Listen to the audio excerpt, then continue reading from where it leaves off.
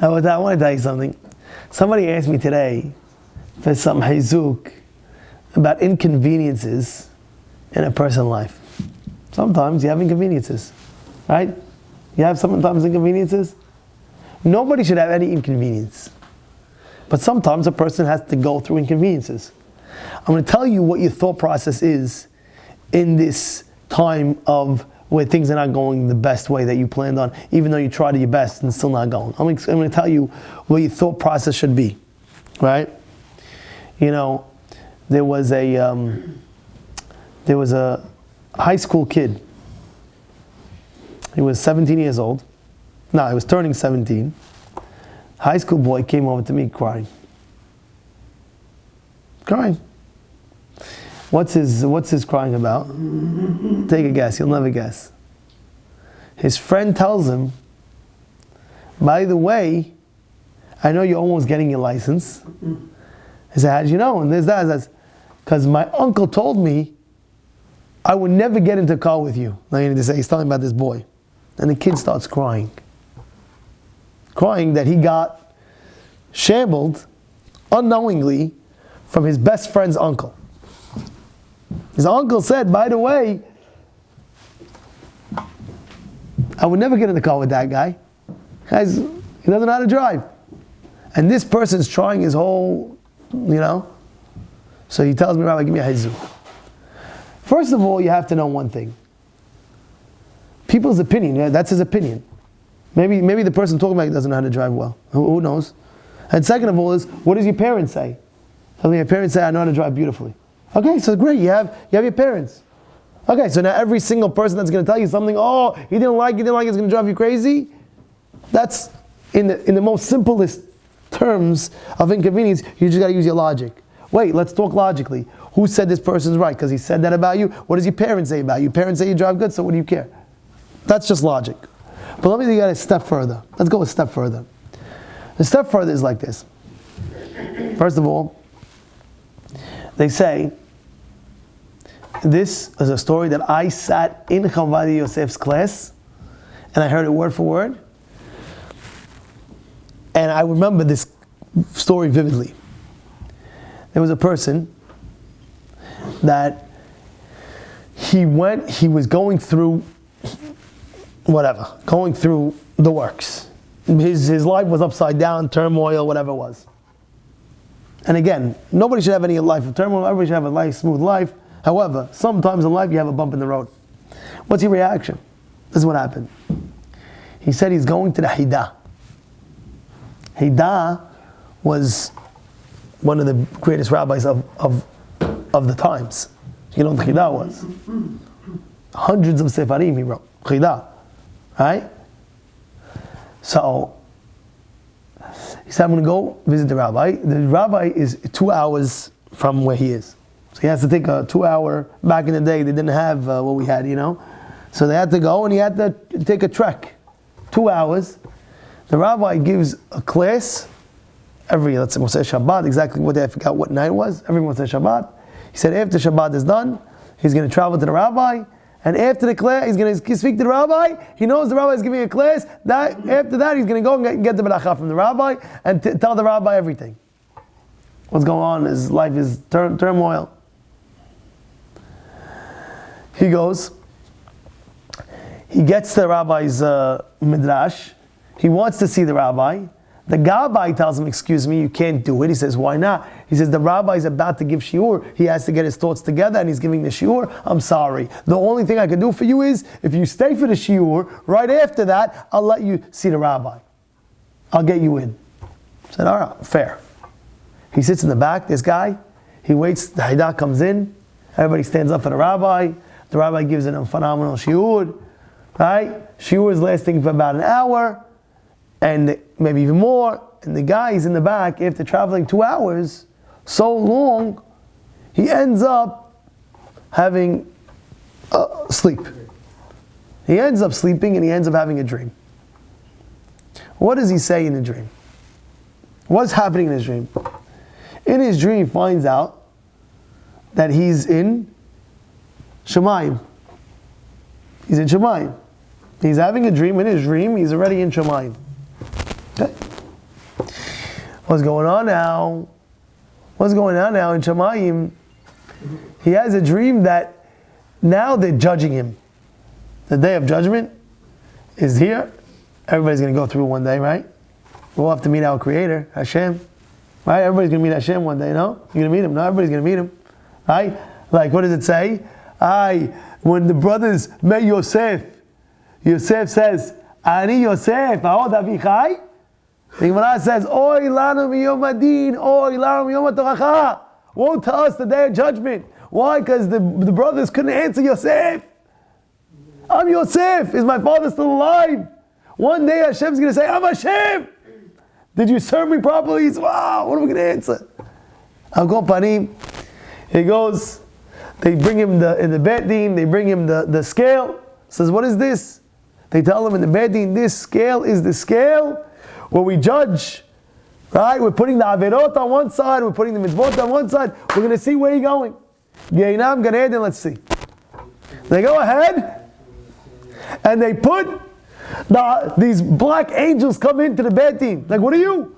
I'm the Averot, all the Averot that he did, all the Averot, heke. They put him on the scale of the Averot side, and it's weighing down, another one. Hey, guy's going crazy. And you know, when you're having a dream, it looks so real, like you really feel, you ever have one of those dreams where like you're in it? Like you're really in it, like holy, like man. And then you wake up, it's all a dream. But right now he's in it. And now another black angel. Finally, like, all right, is my mitzvot coming out? The guy says, yes, your mitzvot are coming out. They bring his mitzvot, the size, Yosef said, the size of Haggadah Shel Pesach. You can imagine Haggadah Shel Pesach? At least giving Baba Batra a big Gemara. The mitzvot of the size of Haggadah Shel Pesach. They put him on the thing. It doesn't even move a drop. What's going on? They tell him at the Beit Din, Chalas, get out of it! And they're throwing him into the, yeah. So as he's walking there, they're bringing him, the bodyguards are bringing him to his rightful destination. A white angel walks in. Wait! Who are you? I am what he created through the inconveniences that he had in life. I want to be weighed on the side of the mitzvot side. They put the angel on the mitzvot side. And that's still not enough. The guy's like, still not enough. Get out of here, Gaina. They're taking him back again. Another white angel comes in. So wait! You remember that day he had this inconvenience, he was this, he was that. It was so inconvenient, things wasn't going right that way. Yes, I'm that angel that he created. And another angel walks in, another inconvenience angel, another inconvenience angel. Finally they go, any other angels coming in? No, that's it, all done. Okay, this is the last white angel. They put him on the mitzvot side. And they're looking, they're seeing, it's exactly going back and forth, 50-50, 50-50, 50-50. The scale stops exactly 50-50. And now the Beit Din is saying, what do we do with this guy? What are we going to do with this guy? And he's looking at Gainam, please, no, not there, please, not there, please, no. And like, we don't know what to do. And the Beit Din is going back and forth. He's 50-50.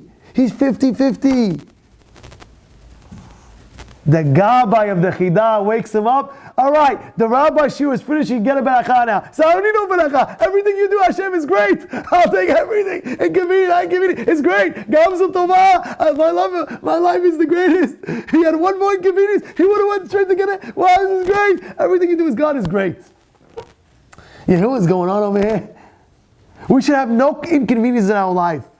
But if you do, and you try, and you this, and it's just inconvenient. And everybody has inconveniences in their life. Whether it be an Amazon package that you did, whether it be a order that you think you got the wrong order, whatever it is, the smallest inconvenience. What's our reaction? Our reaction should be Gamzu Tovah. This is the greatest thing that could ever happen to me. Why? I might not understand now, but after 120, guaranteed you'll understand how perfect it was. And you're going to say, God, you're great. Why wait until 120? Do it now when you have free choice. Hashem, you're great. There's going to be inconveniences in your life. It has to be. It's guaranteed. You're going to see. You're going to pull out $1 instead of a $5, or instead of $10, you put out 20, and now you put your hand back in your pocket. The Gemara in Inconvenience says that's inconvenience. That's part of the kaparat avonot that a person might have. And you're going to say, Gamzu Tova is the greatest thing in the world. And you're going to be driving and you're going to try to look for parking, and again and again and again and again. You can't going to go drive yourself crazy. And you're going to say, Gamzu Tova, this is the greatest thing in the world. Thank you, I can't find parking. And then once you realize it's all covered by Hashem, you're going to see the guy's going to pull out and you're going to find the parking. Rabbi, right, I'm on the spot, boom, Gamzu Tova, I said it. You have to train your brain. That when there's inconveniences, you train your brain. Gamzu Tova, this is the greatest thing. Gamzu Tova, this is good, this is good, this is good, this is good. God is great. Everything Hashem does is good. Everything Hashem does is good. Everything Hashem does is good. That's what it is. And when you have that in your life, guess what? You live in this world without any stress. People are trying to live a stress-free life, right? Don't you want to live a stress-free life? Yes or no? You want to live a stress-free life? How do you do that? You know how you do that? You put Hashem in your life. And Hashem is not a thing. Baruch Hashem, Bezrat Hashem, it's real. It's real. There's a guy in our shul. I know what he's going through. He's going through parnasah issues. But every single thing he says, and he means it, says, Rabbi, Hashem is taking care of me. Hashem is taking care of me. And he's doing it with such confidence and such greatness. You know how many malachim he's just creating just by saying those words, Gamzu Tova? You know how many malachim he's creating?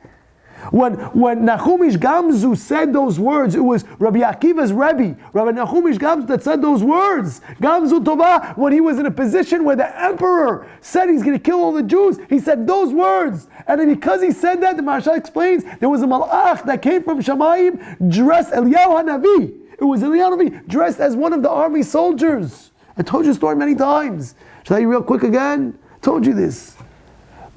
Now, they were sending a package to the emperor. So they sent Nachumish Gamzu to give him the package. And on the way there was a goy. He stayed in an inn. And the goy said, don't worry, I'll take care of the package. And in the middle of the night, the goy opened up the package, saw that it was all gold that was going to give it to the emperor. And he emptied out all the gold and he kept it for himself, and he put sand instead. He put dirt instead. So it made it feel full. So Nachumish Gamzu came to the emperor, and that day when he gave him the present, he said, this is from the Jewish people. And the emperor opens up and he says, these Jews are laughing at me. You're giving me dirt? I'm going to kill all the Jews. So Gemara, where is it? Kaf Aleph Amud Aleph, Mesechet Ta'anit, the bottom of the page. It says he's going to kill all the Jews. What did Nachumish Gamzu say at that moment? He said, Gamzu L'Tovah. Because he said those words, Hashem made a miracle. The Eliyahu HaNavi came down from Shamayim dressed as one of the emperor's soldiers and told the emperor, maybe this dirt is the dirt of Abraham Avinu. When Abraham Avinu went to fight the war against the kings, when he was fighting against the war, he took this dirt and he threw it, and it became into arrows, and it became into all these different grenades.